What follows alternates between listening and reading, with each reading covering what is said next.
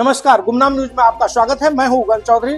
आगे की खबर विस्तार से मेरे सहयोगियों के साथ। देखिए दोस्तों, एक तो आज के दिन आदिवासियों के भगवान बिरसा मुंडा जी की पुण्यतिथि है। मात्र 25 साल की उम्र में ही अंग्रेजों ने इनको धीमा जहर देकर मार दिया था। इनके जीवन के बारे में कुछ खास बातें भी आप देख सकते हैं। 20 साल की उम्र में ही उन्होंने अंग्रेजों की जमींदारी और राजस्व व्यवस्था के खिलाफ लड़ाई छेड़ी। 9 जून 1900 को इनका निधन हुआ था और आज भगवान बिरसा मुंडा की 125वीं पुण्यतिथि है। इस दिन को बिरसा शहादत दिवस के रूप में भी मनाया जाता है और हमारी तरफ से भी कोटि कोटि नमन। चलिए आगे बढ़ते हैं अब अपन खबरों में। देखिए, भारत के लिए एक बड़ी अच्छी उपलब्धि निकल कर आ रही है। जापान में 13 अक्टूबर तक चलने वाले ओसाका वर्ल्ड एक्सपो में भारत का 5वां स्थान रहा है। 160 से भी ज्यादा देश इसमें प्रतिभागी होंगे यानी शामिल हो रहे हैं। और खबर है, यूरोपीय विमान निर्माता कंपनी ATR भारत को लेकर उत्साहित है। अगले 10 सालों में 300 टर्बो प्रोप बेचने की योजना है। चलिए खबर देखिए, महंगाई के कैलकुलेशन में एक बड़ा बदलाव हुआ है। अब ऑनलाइन शॉपिंग भी होगी CPI का हिस्सा और बेस ईयर भी बदलेगा। CPI यानी कंज्यूमर प्राइस इंडेक्स यानी उपभोक्ता मूल्य सूचकांक। तो सरकार पहली बार CPI की गणना में ऑनलाइन शॉपिंग को भी शामिल करेगी, क्योंकि दिनों दिन भारत में ई-कॉमर्स और क्विक कॉमर्स का प्रभाव तेजी से बढ़ रहा है। तो इसी बढ़ते हुए मार्केट को देखते हुए सरकार पहली बार उपभोक्ता मूल्य सूचकांक के अगले संशोधन में 12 शहरों में ऑनलाइन खरीदारी के व्यवहार को भी ट्रैक करेगी, जिससे कि एक्चुअली महंगाई और उपभोक्ताओं के कंजप्शन यानी कंज्यूमर डेटा का भी अब महंगाई, देश की GDP इनमें कैलकुलेशन किया जाएगा ना। और वही दोस्तों, ई-कॉमर्स मार्केट को लेकर CCPA ने भी परामर्श दिया। कहा कि ई-कॉमर्स मंच 3 महीने में खुद ऑडिट कर डार्क पैटर्न का समाधान खोजे, जिससे कि भ्रमित करने पर नकल कसी जाएगी। CCPA यानी केंद्रीय उपभोक्ता संरक्षण प्राधिकरण की तरफ से देश के सभी ई-कॉमर्स प्लेटफॉर्म से ये बात कही गई है कि आप खुद ऑडिट करके 3 महीनों में डार्क पैटर्न की समस्या का समाधान निकालें, ऐसा है ना,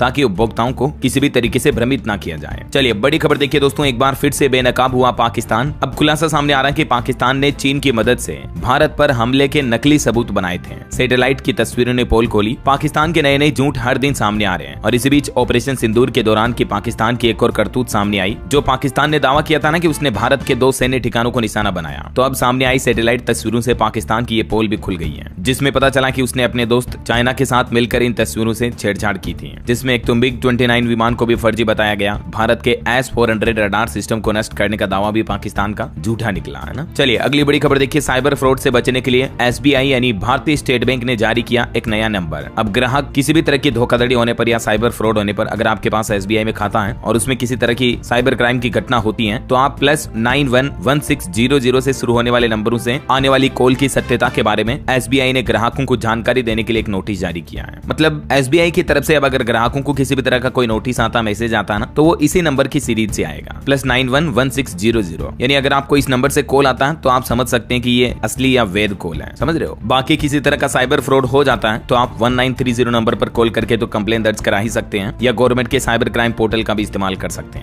तो चलिए अपन आगे बढ़ते हैं खबरों में। देखिए, विदेश मंत्री डॉक्टर एस जयशंकर 7 दिन के विदेश दौरे पर जा रहे हैं। फ्रांस, बेल्जियम और यूरोपीय संघ की यात्रा करेंगे। इस दौरान वो दुनिया के अलग अलग देशों के वरिष्ठ नेताओं से भी मुलाकात करेंगे। 8 जून से लेकर 14 जून तक उनका ये विदेश दौरा शुरू हो चुका है। चलिए अगला अपडेट देखिए, डिफेंस को लेकर सरकार का नया प्लान है। I-STAR जासूसी विमान खरीदने की योजना बना रहा भारत का रक्षा मंत्रालय, जिससे IAF यानी इंडियन एयरफोर्स की सटीक हमले की क्षमता और भी मजबूत होगी, या सीधी भाषा में कहूँ तो भारतीय वायुसेना और मजबूत होगी इससे, है ना। चलिए अगली बड़ी खबर देखिए, भारत के मणिपुर राज्य में फिर से तनाव बढ़ा। 5 जिलों में इंटरनेट सेवाएं बंद हुई और कई जिलों में तो निषेधाज्ञा भी लागू हो चुकी है, यानी धारा 163 लागू कर दी गई है। देखिए, फिर से हालात गंभीर होने लगे। मणिपुर में प्रदर्शनकारियों ने खुद पर पेट्रोल डाला। मेतई लीडर की गिरफ्तारी के विरोध में कई गाड़ियां भी फूंक दी, कई जगहों पर पथराव भी किया। अभी इम्फाल समेत मणिपुर के 5 जिलों में इंटरनेट बंद कर दिया गया है और अगले 5 दिन तक के लिए इंटरनेट और मोबाइल डेटा सर्विस सस्पेंड कर दी गई है इन सभी जिलों में। इम्फाल पश्चिम, इम्फाल पूर्व, थोबल, काकचिंग और बिष्णुपुर में कुछ जगहों पर कर्फ्यू वगैरह भी लग चुका है। दरअसल एक मेतई नेता की गिरफ्तारी के बाद ये पूरा बवाल बढ़ा। स्थानीय समूह ने 10 दिन के लिए मणिपुर बंद का भी ऐलान किया। उसके बाद प्रशासन अलर्ट हुआ। इधर मणिपुर के इम्फाल में तो महिलाओं ने भी चेतावनी दी, कहा कि 10 जून तक सभी MLA लौट आए, नहीं तो वापसी भी मुश्किल होगी। अच्छा, और वहीं दोस्तों, कर्नाटक के बंगलुरु में जो IPL सेलिब्रेशन के दौरान भगदड़ मची थी ना, तो उस घटना पर एक रिपोर्ट सामने आ रही है कि पुलिस अफसर ने एक्स्ट्रा फोर्स मांगी थी और ये भी दावा किया जा रहा है कि सरकार को भी बताया गया था कि RCB के लाखों फैंस आ सकते हैं, संभालना थोड़ा मुश्किल होगा। उसके बावजूद कहीं न कहीं हायर लेवल के जो प्रशासनिक अधिकारी हैं, उन्होंने इस बात को गंभीरता से नहीं लिया और हमने देखा कि जो घटना हुई उसमें 11 लोगों की मौत हो गई है।